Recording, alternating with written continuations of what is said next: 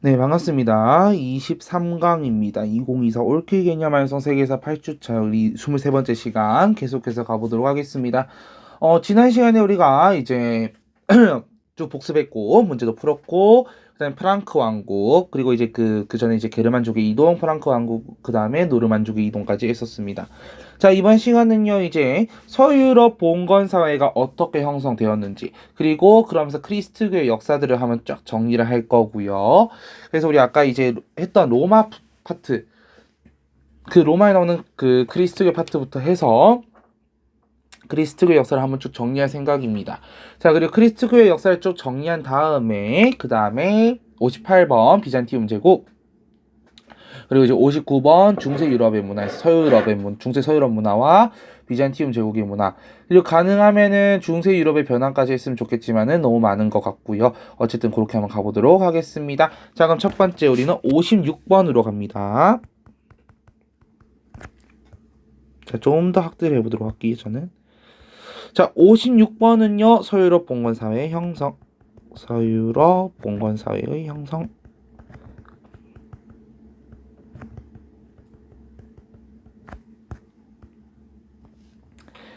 자, 가겠습니다. 첫 번째 나오는 게요, 봉건제입니다. 선생님, 봉건제 있잖아요. 많이 들어봤거든요. 우리가 했던 봉건제가 뭐가 있었냐면요. 그 중국의 주나라 때 봉건제도 있었고요. 일본의 그 막부 시대, 가마쿠라 막부나 무로마치 막부 때 그 군사적 봉건제라고 하는 것도 있었고요. 그 다음에 생각해보니까 우리 그 오스만 제국의 티마르제라고 하는 제도도 어떻게 보면 일종의 봉건제나 다름이 없다라고 얘기도 했었던 것 같아요. 맞아. 자, 그러면 이 서유럽의 봉건제는 무엇이 다른 겁니까? 라고 묻는 거야. 자, 내가 말하는 봉건 사회는 서유럽인 거야. 동유럽은 그러니까 그 전제군 주제로 지금 고 있는 거야. 비잔티움 제국이. 왕들이 쫙쫙쫙쫙 있고. 자, 갑니다. 봉건제. 자, 이거 왜 했는데요? 이거 어쩌다 이게 나온 걸까요? 봉건제. 첫 번째, 간단합니다. 우선은 프랑크 왕국이 둘로 이제 셋으로 쪼개지게 되지. 프랑크 왕국의 분열과 자, 더불어서 여러 주변의 많은 이민족들, 뭐 노르만족부터 해서 마자르족이라든지 자, 여러 이민족의 침입으로 인해서 체제 또한 혼란이 발생하게 됩니다. 체제 또한 혼란. 그래서 약간 혼란이 가중되더라. 시스템적인 혼란이 발생하게 되면 당연히 무너지게 됩니다. 당연하지. 그래서 맨 처음에는 스스로 무장해서 지배권을 유지하려고 하였고요. 이들이 점점 직업적인 기사계급으로 성장을 하고 그들이 더 강한 자에게 붙게 되고 주종관계, 주군과 봉신이라고 하는 주종관계 형성이 되고요. 플러스 지역의 유력자들이 지역민을 보호하고 지배권을 유지하기 위해서 그들이 영지를 인정하고 대신 충성을 받는 떠지는 이러한 형태의 모습들이 등장하면서 성립합니다. 그래서 자, 이거는 좀 색깔 바꿔서 써볼게요. 자, 정치적으로는 주종제가 형성이 되고요. 그 다음에 경제적으로는 장원제라고 하는 어디 토지 제도죠. 우리 장원제 들어봤잖아. 언제 안사에 난 이후에 균전제를 장원제로 바꾸었다라고 했었습니다. 경제적으로는 장원제. 그래서 이런 식으로 해서 약간 지방 분권적인 사회 질서를 만들어가는 모습을 보이게 됩니다. 자, 그러면 이제 그 밑에 있는 주종제라고 하는 쌤이 이제 막 표에 색깔도 칠해놨어요. 구분을 좀 하기 위해서. 자, 그럼 주종제부터 가보도록 하겠습니다. 뭔가 느낌이 좀 이상한데? 네. 자, 여러분들 막 표에 보면 색깔 막 이렇게 칠해져 있을 거예요. 맞지? 주종제 갑니다. 자, 주종제는요, 되게 재밌다, 우선. 첫 번째. 우리 한번 그거를 그려볼게. 자, 잠깐만요. 주군과 봉신 사이의 관계가 있습니다. 자, 주군과 봉신 사이는요. 자, 왔다 갔다가 가능하겠죠. 우선 첫 번째, 이들의 관계는 절대 혈연 관계가 아닌 쌍무적, 서로 간의 쌍무적 계약 관계입니다. 계약 관계. 그리고 하나 더, 이들은 봉신의 불이권을 인정합니다. 이게 무슨 말이냐? 정리 좀 하고 들어가 볼게.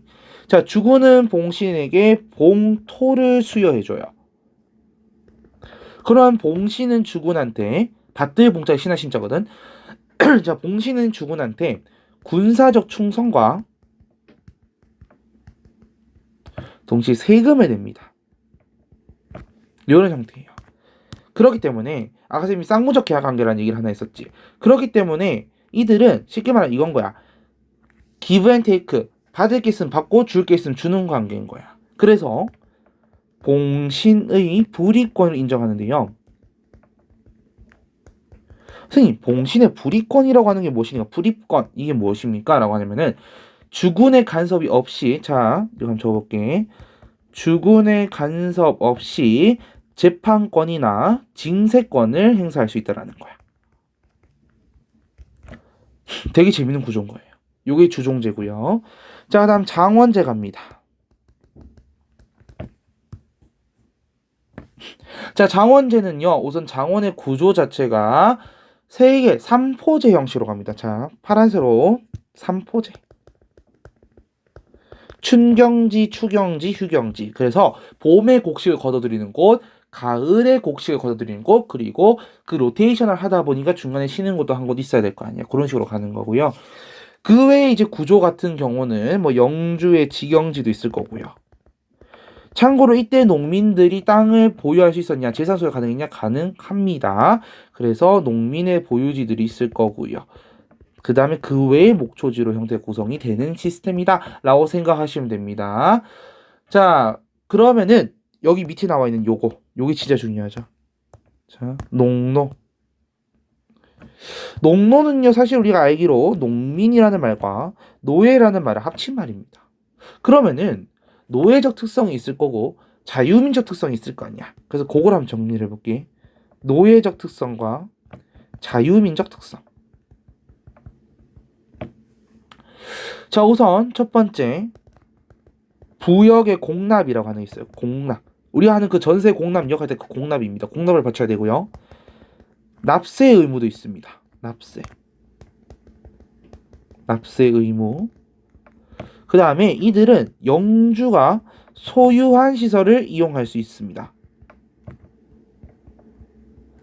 그리고 이들은 중요한 포인트 하나 나온다. 거주 이전의 자유가 없습니다. 그렇지. 그리고요. 영주가 소유한 시설을 이용하기 때문에 당연히 뭘 해야 됩니까? 영주의 직영지를 경작해야 됩니다. 영주 직영지를 경작하더라. 근데 단 중요한 거 내신 포인트입니다. 이거는 내신에 가장 많이 나오는 포인트인데 별표 군사적 의무가 있다 없다라고 물었을 때 여러분들은 뭐라 할래요? 군사적 의무 있을까 없을까?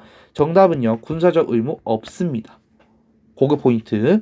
자유민족인 거는요. 혼인 가능하고요. 재산 소유할 수 있습니다. 요게 농노다라고 생각하시면 됩니다. 됐지? 자, 그러면 이 봉건사회가 이런 제도 시스템들을 통해서 형성이 돼가는 모습을 보이고 있습니다. 맞지? 그러면 한편 이러한 제도들을 통해서 국가는 어떻게 굴러가느냐 그것도 좀 중요하거든요. 그래서 그거 보도록 하겠습니다. 오른쪽에 자 여러분들 그 괄호 2번이죠. 봉건국가의 성립. 봉건국가의 성립에서 자 첫 번째 프랑스 가겠습니다. 프랑스. 자 프랑스는 서프랑크였습니다. 맞지? 자 잠시만요. 자 프랑스는 서프랑크였고요. 이 프랑스에는 이 어떤 왕조? 바로 카페 왕조가 개창됩니다. 카페 왕조가 개창이 되고요. 다만 이 왕조가 개창이 되지만은 왕권은 굉장히 미약합니다. 어머, 나 세상에 잠깐만요. 네. 왕권은 굉장히 약하고요. 전형적인 약간 지방 분권적 봉건 국가의 모습을 보이게 돼요. 사실은 근데 이렇게 될 수밖에 없었던 이유가 뭐였냐면은 지금 9세기 중엽쯤부터 해서 프랑크 왕국이 이제 분열되잖아. 그러면서 서프랑크에는 노르만족이 되게 많이 쳐들어와요. 그래서 우리가 아는 노르망디 공국도 세워졌던 거고, 그래서 각 지역의 유력 제후들이 이 자체 방어를 나서면서 제후의 힘이 커지고, 자 제후의 힘은 커지고 왕권은 약해지는 모습이 보이는 거야. 그러다가 이 카롤루스 왕조가 단절이 되고 이제 이후에 파리의 백작이었던 위그 카페라고 하는 사람이 왕으로 추대되면서 시작됐던 거야. 근데 왕이 이제 행사할 수 있는 지역은 파리와 그 주변 일대만 가능했고요. 이후에 이제 노르망디 공작, 노르망디 공국이라 했잖아. 노르망디 공작 같은 강력한 제후들이 있었기 때문에 이들이 왕보다 더 넓은 영지를 소유하고 그 지역을 통치하는 거야. 그렇기 때문에 지방 분권화된 모습을 보이게 되는 겁니다. 그러면 자연스럽게 봉건적 주종 관계가 형성이 되는 거고요. 자, 다음 독일 갑니다. 동프랑크. 네. 자, 동프랑크 같은 경우는요, 작센 왕조. 자, 별표. 작센 왕조가 전개됩니다.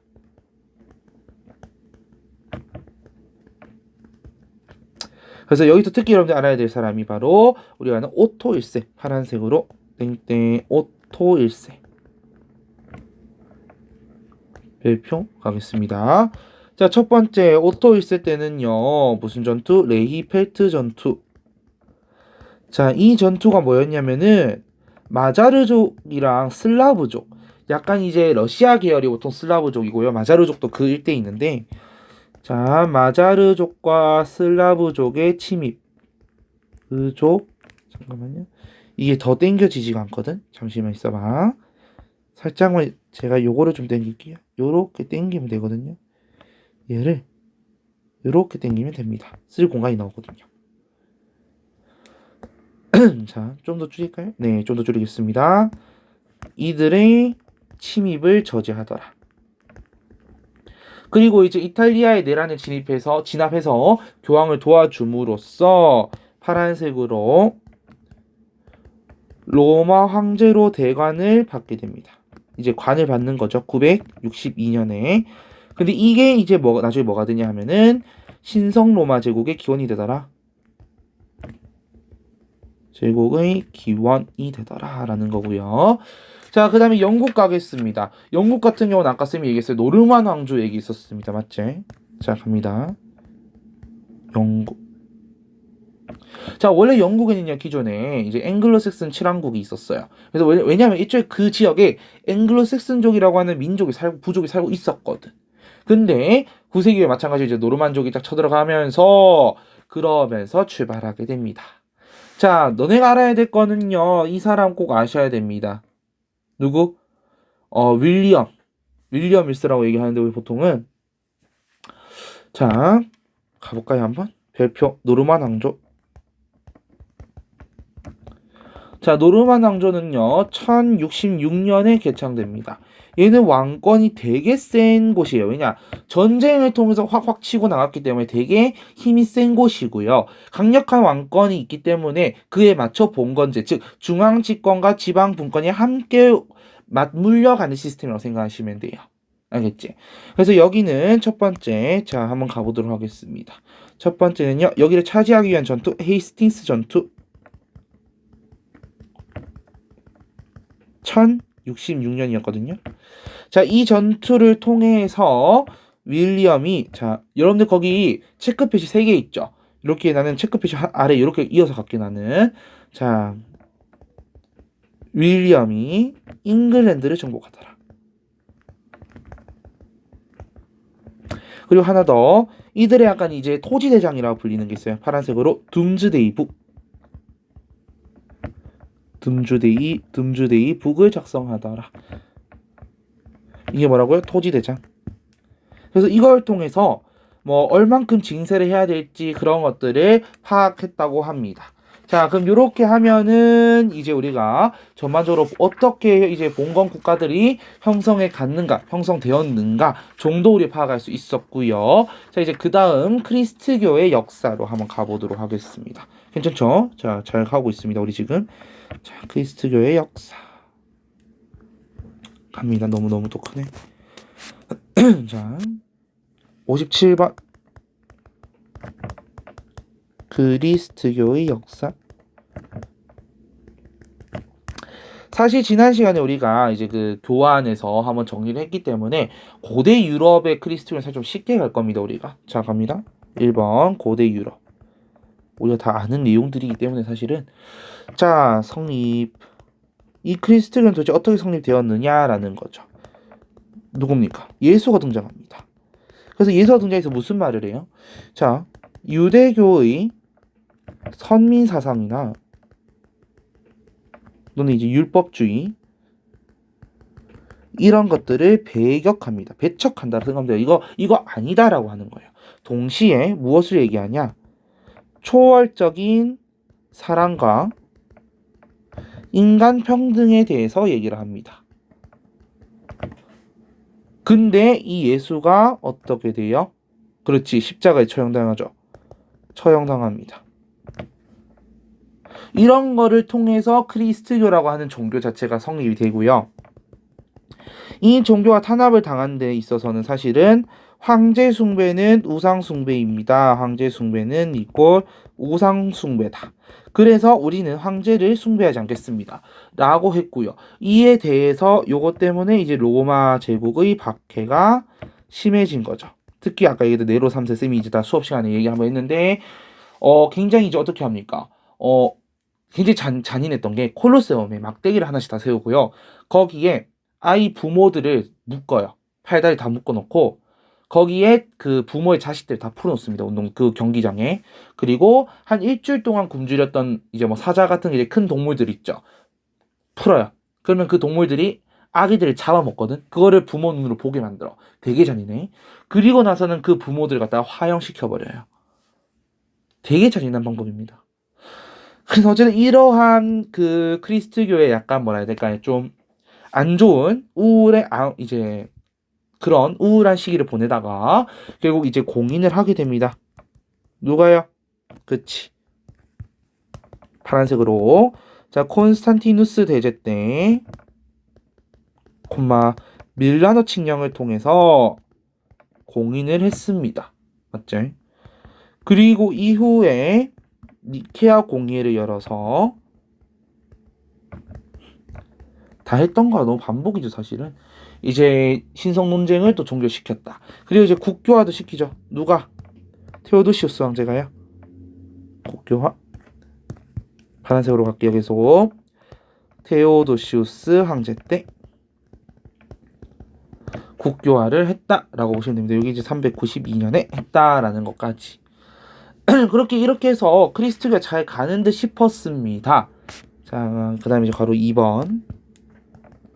크리스트교의 성장.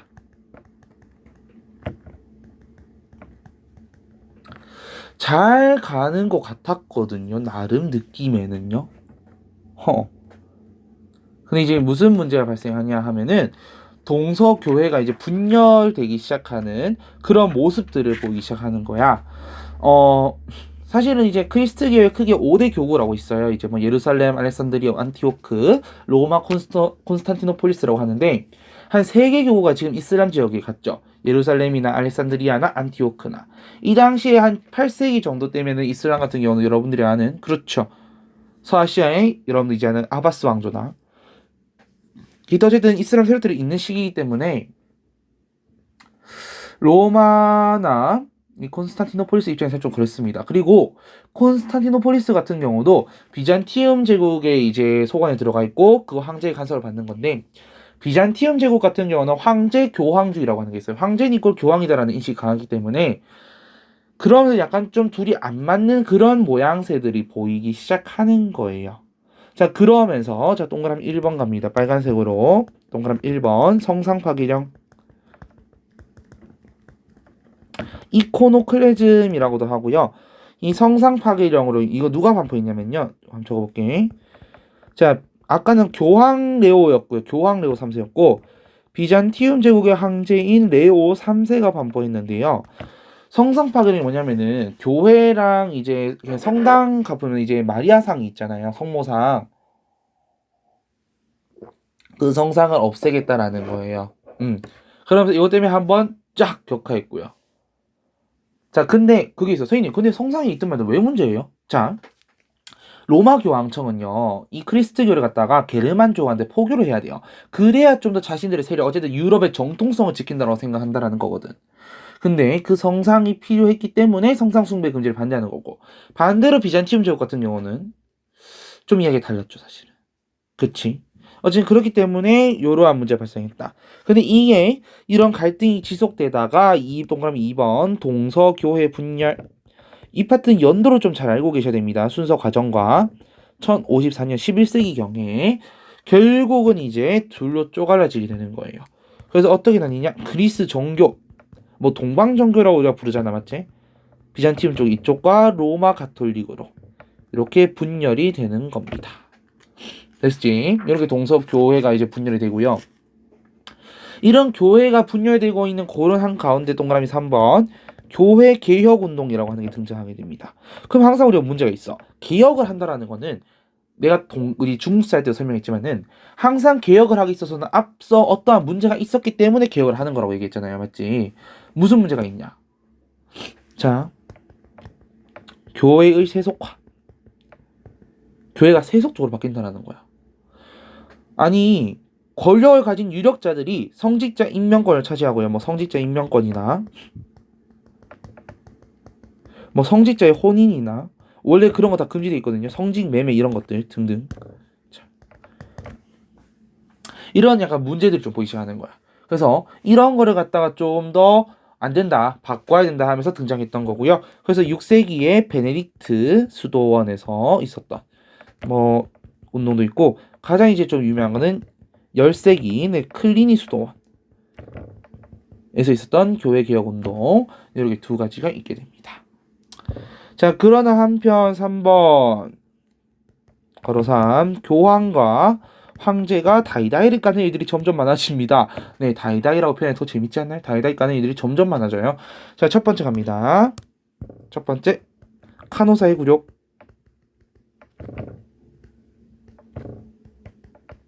전 77년이거든요. 카노사의 굴욕 같은 경우는 사실 이제 이거예요. 클리니 수도원 출신이었던 교황 이제 그레고리우스 7세가 있거든요. 자, 이렇게 여러분도 공간 좀 있기 때문에 한번 적어보겠습니다. 그레고리우스 7세. 가끔씩 인물도 나오기 때문에 좀 알 필요 있습니다. 여기는 그레고리우스가 뭔 얘기를 했냐면요. 세속 군주들, 그냥 군주들이 성직자 서임하는 걸 금지하게 만들어요. 근데 얘기했잖아. 요거에 대해서 누가 반발하냐면은 신성로마 제국의 황제 하이니 4세가 반발합니다. 이거 왜 그럽니까? 왜 그래야 됩니까? 그래서 교황이 황제를 파문시켜버려요.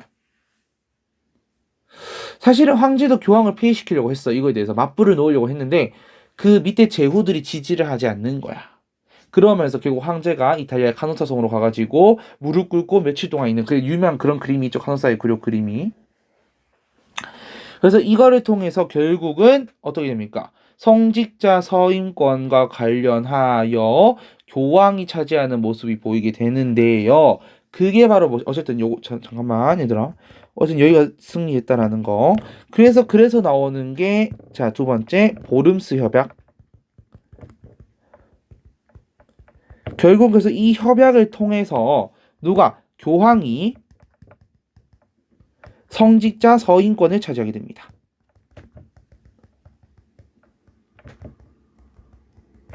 그리고 이제 나중에 13세기쯤 되면은 인노켄티우스 3세라는 황제가 있어요. 아니 교황이 있어요. 이 교황 때 이제 무슨 말이 나오냐면은 교황은 해, 교황은 회 아니야 해, 황제는 달. 이게 무슨 뜻이냐면은 교황은 백성들에게 사람들이 돌아다닐 때 떠 있는 거잖아요. 그러니까 떠 있을 때, 그러니까 앞에 쫙 보이는 거고요. 황제는 달이다. 그 뒤에서 숨어 있어야 된다는 거죠. 됐습니까? 오케이. 그럼 이렇게 하면 지금 교황과 황제 사이에 대립 구도를 우리가 지금 보고 있는 거야. 그래서 이렇게 지금 대립하고 있는 가운데 그 사이에 어떤 일이 터지냐면요. 4번 교황권의 세트로 갈게요. 잠깐만. 이걸 좀 줄여보면은 여기 쓰면 되겠다. 4번 너무 크다요. 좀 줄여서 갑니다. 4번 교황권의 쇠퇴. 자, 지금 어쨌든 교황권이 높아지는 모습 봤고요. 황제가 상대적으로 낮아지는 모습 봤습니다. 근데 그러다 교황권이 왜 쇠퇴하게 되냐 하면은 첫 번째 배경 십자군 전쟁이 일어났어요.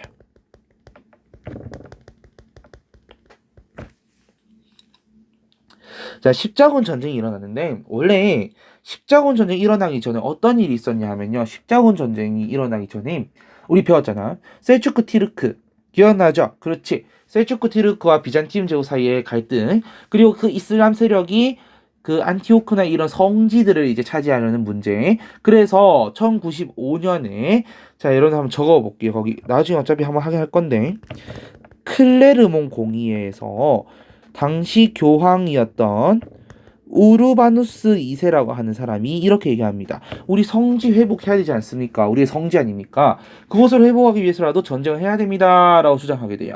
자, 그러면서 십자군 전쟁을 일으켰으나 십자군 전쟁을 일으켰으나 결론을 얘기하면요. 실패. 망했어요. 그러면서 교황의 권위가 뚝뚝 떨어지게 됩니다. 왜냐? 교황 말 듣고 이렇게 하자 해서 했는데 이 난리가 났네? 그이가 잘못됐다라고 얘기하는 거죠. 그런 가운데 프랑스에서 어떤 일이 발생하냐면은 아비뇽 유수 적혀 있습니다. 아비뇽 유수 라고 하는 사건이 발생하게 됩니다. 이게 무엇이냐 하면요. 자, 파란색으로 성직자에 대한 성직자와 이제 뭐 교회와 성직자에 대한 과세 문제를 두고요. 누구랑 누가 싸우냐면요. 자, 프랑스의 왕인 필리프 4세와 교황이었던 보니파키우스 8세가 대립을 합니다. 근데 결국 이 필리프 4세가요. 잠깐만. 이 필리프 4세가 당시에 3신분회라고 하는 1신분, 2신분, 3신분이 모여있는 3부회를 소집해버려요. 나중에 이제 뒤에 또 프랑스를 배우면서 들을 거야. 3부회를 소집하면서 필리프 4세 쪽에, 왜냐 이 사람은 성직자에 대해 가세해야 된다라고 주장했던 사람이기 때문에 이쪽으로 약간 모이면서 표가 모이면서 결국은 필리프 4세가 이기고요. 네, 교황 보니파키우스 8세가 뚝 떨어지게 돼. 그러면서 교황청을 아비뇽으로 옮기게 됩니다. 이걸 우리가 아비뇽 유수라고 합니다. 아비뇽으로 옮기더라. 이거를 아비뇽 유수라고 하고요. 그래서 이후에 한 70년 동안은 프랑스 왕의 통제 아래 있게 됩니다. 자, 그러면서 아비뇽 유수가 끝났는가 싶었죠. 바로 그 다음 교회의 대분열. 1378년부터 해서 한 1417년까지. 그죠? 이때만 뭐냐면요. 막 교황이 이제 로마에도 교황이 있고요. 로마 교황도 있고 아비뇽 교황도 있고 딱 어떤 거야. 우리 그 일본의 남북조 시대 때 요시노에 있던 천황과 교토에 있던 천황이랑 좀 약간 대비되는 모습 보이죠? 이러한 문제점. 결국 이런 거 뭐냐? 교황이 둘이 있단 말은 교회의 권위는 확 떨어진다는 얘기예요. 통치자가 2명인데 그게 말이 됩니까? 그러면서 결국 열렸던 게 바로 콘스탄츠 공의회가 열리게 됩니다. 그래서 이 콘스탄츠 공의회에서 어떤 것들을 얘기하게 되냐 하면은 우선 교회의 대분열을 수습해야 된다라면서 새 교황, 단일 교황을 선출합니다. 자, 로마 단일 교황을 선출해서요. 그들의 정통성을 인정합니다. 로마 교황의 정통성을 인정시켜버리는 거예요. 그리고 이 사이에서 끝까지 교회가 바뀌어야 된다라고 주장했던 위클리프라는 사람이 있고요. 후스라는 사람이 있습니다. 그래서 이 위클리프를 이단으로 규정을 해버리고 후스를 화형시켜버려요. 결국 어쨌든 이들이 개혁을 부르짖었으나 개혁이 이루어지지 않았다라고 하는 것은 이후 이게 종교개혁으로 이루어질 수도 이어질 수도 있다라는 거를 여러분들이 좀 염두에 두고 계셔야 된다라는 겁니다. 근데 아니나 다를까 당연히 종교개혁으로 이어지게 되겠죠. 자, 그러면서 여러분들 5번 칸이 얼마 없어서 다음 페이지 넘길게요. 자, 5번 종교개혁으로 가겠습니다. 종교개혁. 자, 아까 얘기했던 거 다 마찬가지예요. 자, 배경. 종교개혁 왜 일어났는데? 딴 거 다 필요 없잖아. 자, 교회 부패했어. 일부 성직자들 타락했어. 거기다가 이제 뒤에 우리 르네상스를 하고 합치면 좋긴 한데 그 북유럽, 그러니까 알프스 이북에서의 르네상스에서 특히 이들이 그 인문주의자들이 교회를 비판하는 내용들 되게 많이 쓰게 돼요. 교회라고 하는 게 이게 뭐냐? 아주 그냥 뭐 인간 뭐 노동하는 거 아니고 뭐 그런 식으로 어쨌든 굉장히 많은 비판을 합니다. 그래서 북유럽 인문주의자들의 비판 이런 것들이 합쳐져서 결국은 종교개혁이 일어나게 됩니다. 자, 종교개혁은요, 크게 세 개 파트로 나눠서 봅니다, 우리가. 첫 번째는 이제 루터의 종교개혁부터 가보도록 하겠습니다.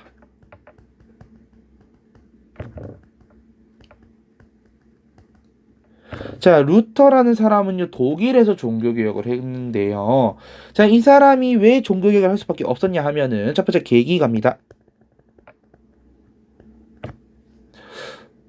자, 당시 교황이었던 레오 10세, 뭐 욕한다 보여서 레오 10세라는 사람이 성 베드로 성당 증축을 위해 면벌부를 판매합니다. 문제 있는 거지. 이거에 대해서 이거를 계기로 해서 확 일어나게 되고요. 그래서 거의 전개 1번. 그래서 루터가 자, 빨간색으로 갑니다. 자, 루터가요 95개조 반박문을 발표합니다. 이거는 저래서 안 되고 이런 저래서 안 되고 이거 왜 하는지도 모르겠고 왜 어쩌고 이거를 1517년에 반포해서 이 사람이 얘기한 건 뭐냐? 결국은 성서 중심주의자거든요, 이 사람이. 결국 성서만이 올바른 신앙이다 라고 얘기하면서 막 면벌부 판매하고 성당 증축하고 그게 중요한 게 아니다 라고 얘기를 합니다.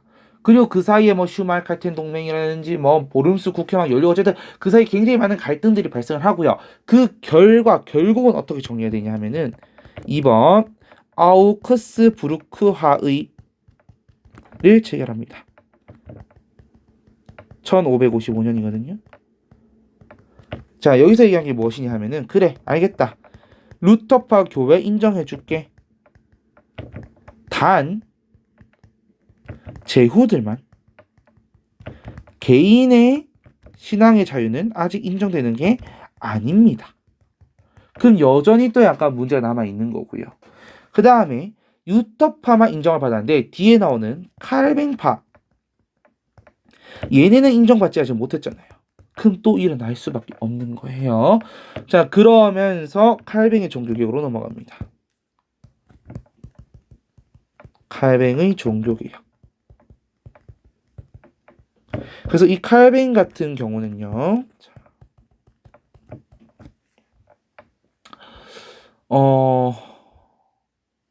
칼뱅 같은 경우 사실 하게 된 이유는 물론 이제 우리 아는 개인 종교의 자유라는 것도 있고요. 어쨌든 그래서 좀 보면은 우선 스위스에서 쭉 했다. 우선 이 사람 지금 프랑스 출신 사람인데 스위스에서 츠빙글리를 계승해서 했다라는 거 정도만 적으면 될 것 같고, 자, 이 사람의 종교개혁의 내용은 이겁니다. 첫 번째, 예정설. 뭐 구원 예정설이다라고 얘기도 하는데요. 근면하고 검소한 직업 생활을 해라. 지금 현세의 직분에 최선을 다하면은 성공과 부를 축적하게 되고 그것은 정당한 것이다. 예정되어 있는 것이다. 네가 그만큼 현재를 충실하게 살면은 보상은 예정되어 있다라는 거예요. 자, 잠깐 얘기를 좀 하자면은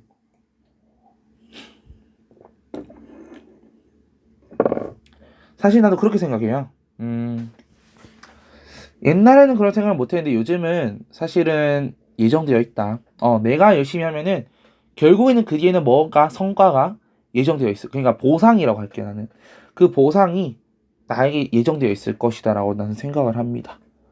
그래서 어떻게 보면 한편으로 나는 이제 칼뱅의 예정설을 그렇게 신뢰하는 편은 아니었으나 요즘 들어서는 약간 그런 생각을 하게 되는 것 같아요. 자, 계속 갈게요. 예정설도 있고요. 자, 그 다음에 성서에 나와 있잖아요. 어쨌든 결국 뭐냐, 이 사람도 성서 중심주의고요. 세 번째, 장로제를 도입해서 교회의 자치적 요소를 도입하고자 합니다. 근데 이런 것들이요, 당시에 신흥 상공업자들한테 호응을 얻으면서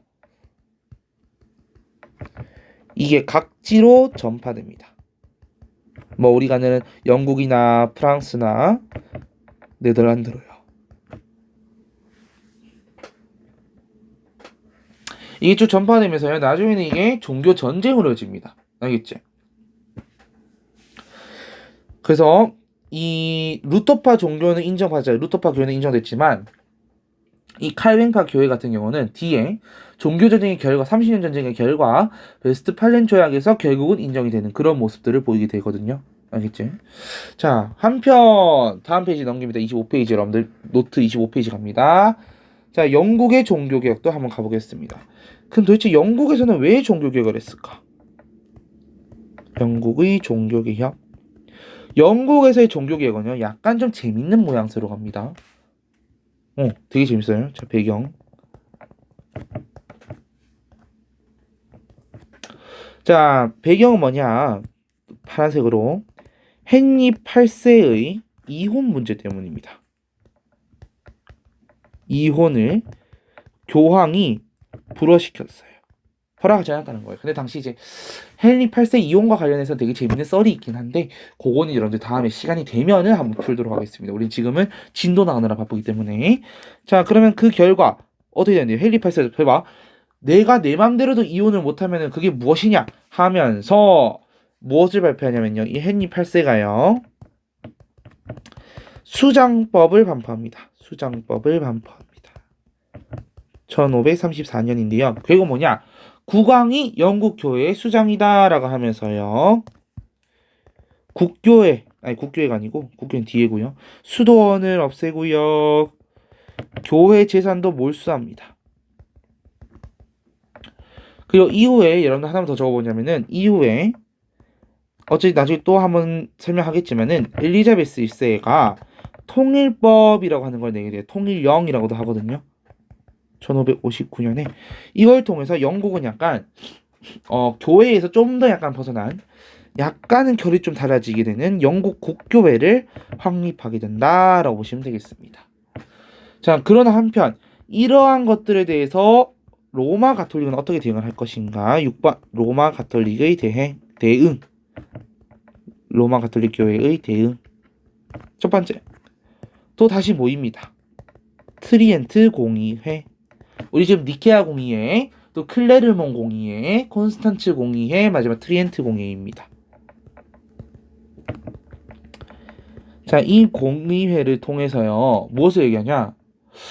이거 지금 계속 막 종교 개혁 일어나고 되게 좀 문제인 것 같다 하니까 다시 한번 이제 교황과 뭐 교회의 권위를 좀 확인하고 이때부터 뭘 하냐? 종교 재판소를 설치하고요. 금서 목록들을 작성합니다. 그러나 한편 예수회를 조직하거든요. 예수회.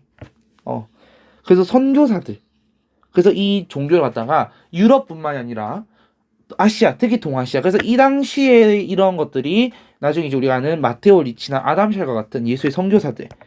요때 이제 만들어진 이 예수회를 통해서 이렇게 넘어오게 됩니다. 네, 1534년이었고요. 누가 조직했냐면은 로욜라라고 하는 사람이 조직을 했습니다. 그래서 선교 활동을 하더라라고 보시면 되겠습니다. 자, 이제 7번. 종교 전쟁입니다, 이제.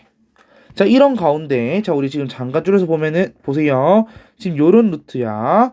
자, 그리스도의 항상 이러고 지금 막 이렇게 해서 지금 교황의 힘이 떨어졌다가 교회에 대해서 지금 어떻게 된 거예요? 교회 대분열하고 교황의 힘을 다시 막 끌어올리려고 하는데 이러한 교황들이 또 문제를 일으키고 교회가 부패됐고 성직자들이 타락했고 이런 문제들로 인해서 루터나 칼뱅이나 종교개혁 하려고 하는 모습들.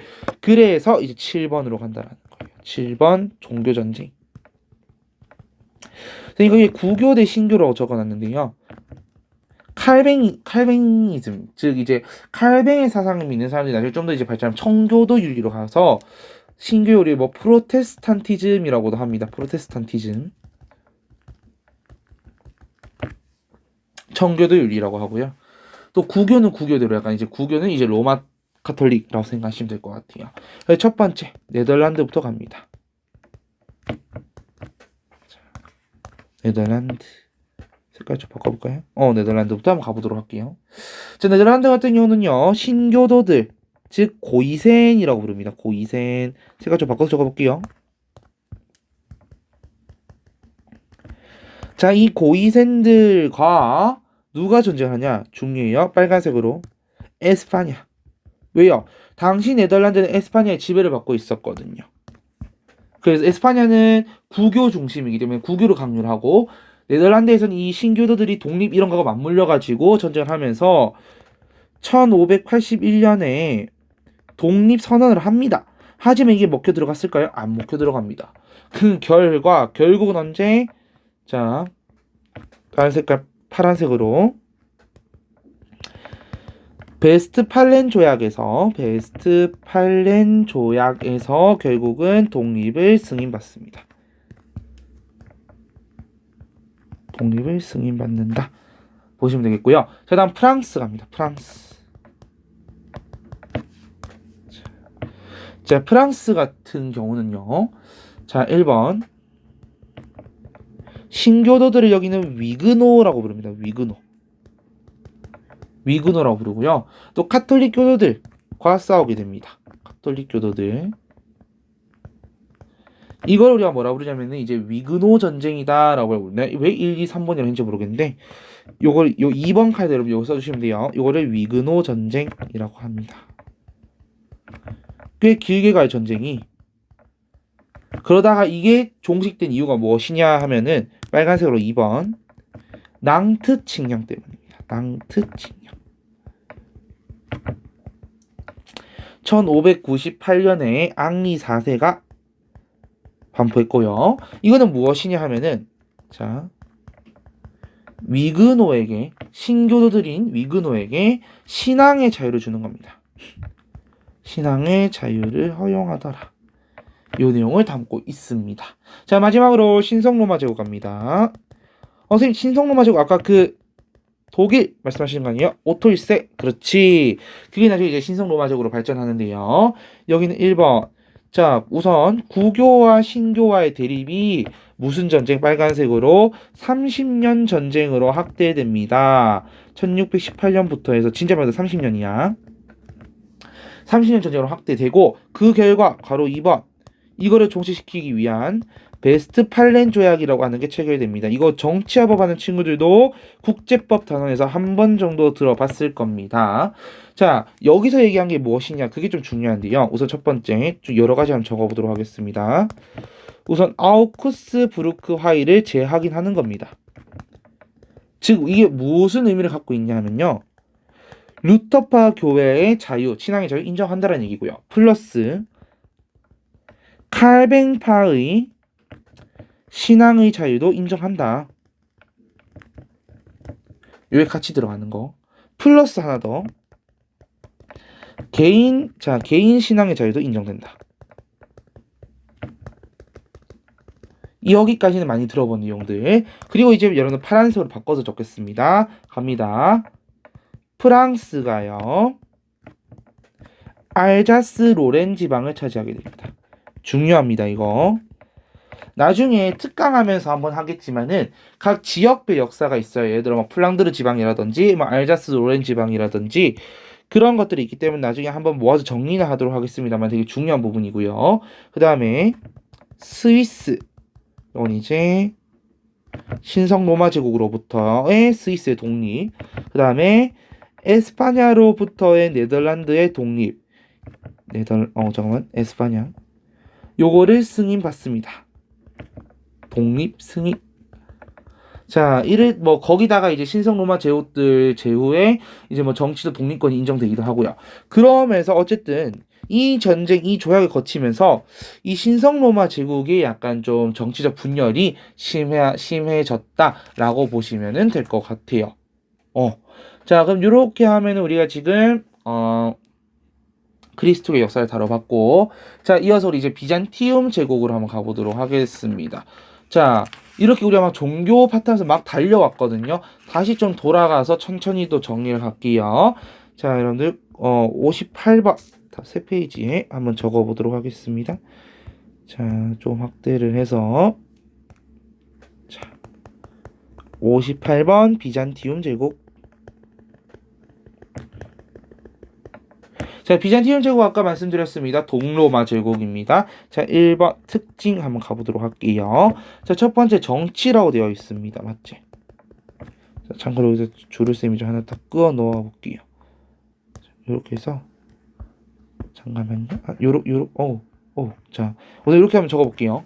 정치 되게 독특합니다. 얘네 무슨 주의? 아까 얘기했었어요. 황제 니콜 교황이다. 황제 교황주의.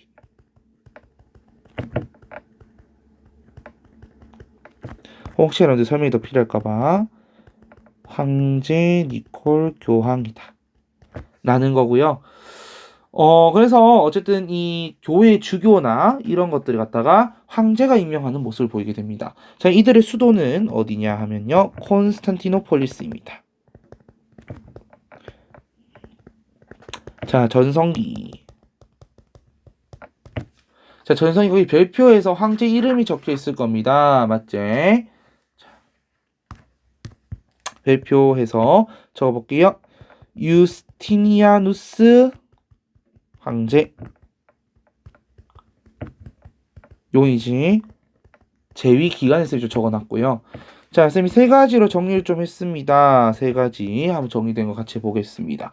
자, 첫 번째 우선 이 사람은 정보 활동 되게 많이 했거든요. 그래서 북아프리카에 반달 왕국이라고 하는 곳이 있었어요. 이집트 근처로 생각하시면 됩니다. 네, 반달 왕국을 정복하고요. 그 외 여러 정보 활동을 통해서 옛 로마 영토 대부분을 회복합니다.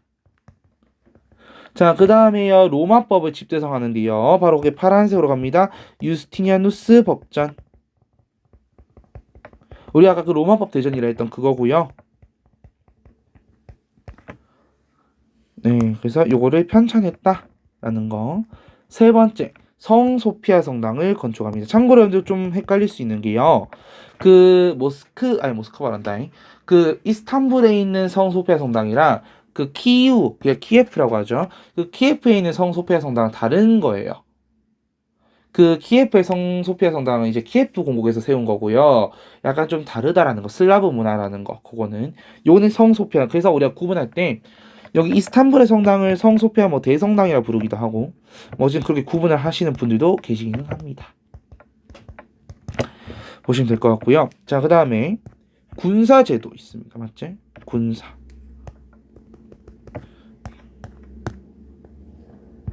자, 군사제도 1번, 2번 되어 있는데요. 자, 빨간색으로 두 개 적어보겠습니다. 군관구제, 둔전병제.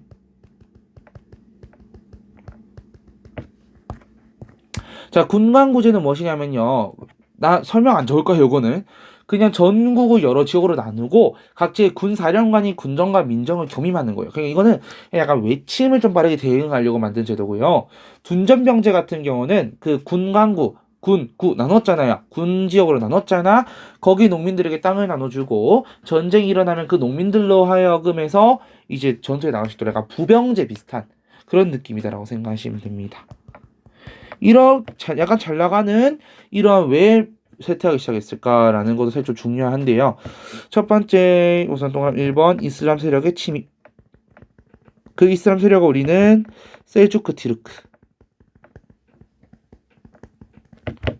침입으로 해서 영토 당이 감소할 수밖에 없습니다. 그래서 영토가 감소했다가 일부 회복을 했는데 두 번째 무엇이 문제냐 하면은 지방 유력자들의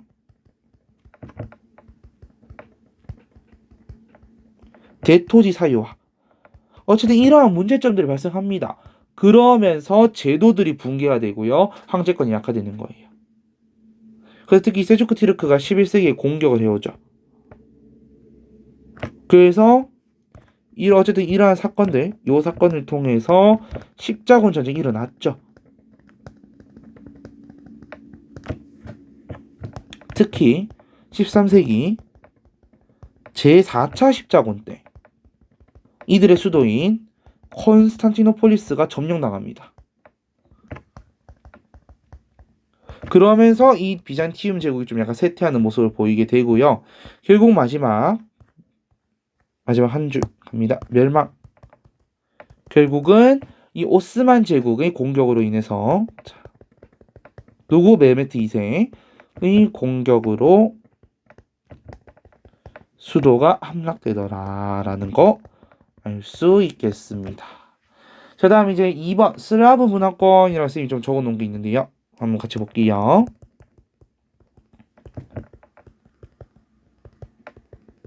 자, 이 슬라브 문화권 같은 경우 선생님이 두 가지 적어놨습니다. 키예프 공국과 모스크바 대공국을 적어놨는데 저 두 곳을 왜 적어놨냐 하면요. 사실은 그렇게까지 중요하지 않아요.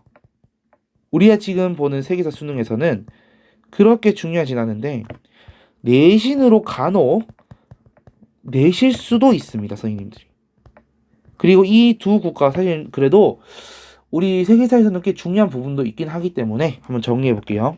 우선 10세기에 그리스 정교를 수용을 했고요. 이들은 키릴 문자를 씁니다. 키릴 문자.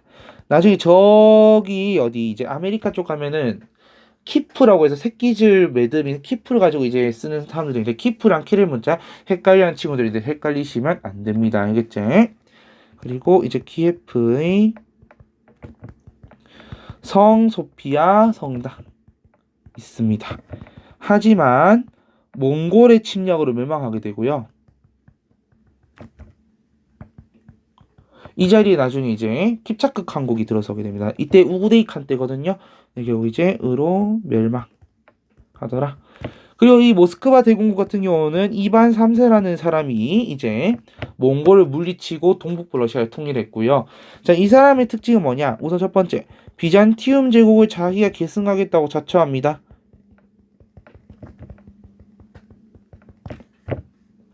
그래서 차르라는 칭호를 썼고요. 농노제를 기반으로 한 전제군주제를 확립하게 되고 이 농노 같은 경우 농노제가 언제까지 가냐면은 19세기까지 간 다음에 나중에 이제 알렉산드르 2세쯤 돼서 이제 농노 해방령이라고 하는 게 나오게 됩니다.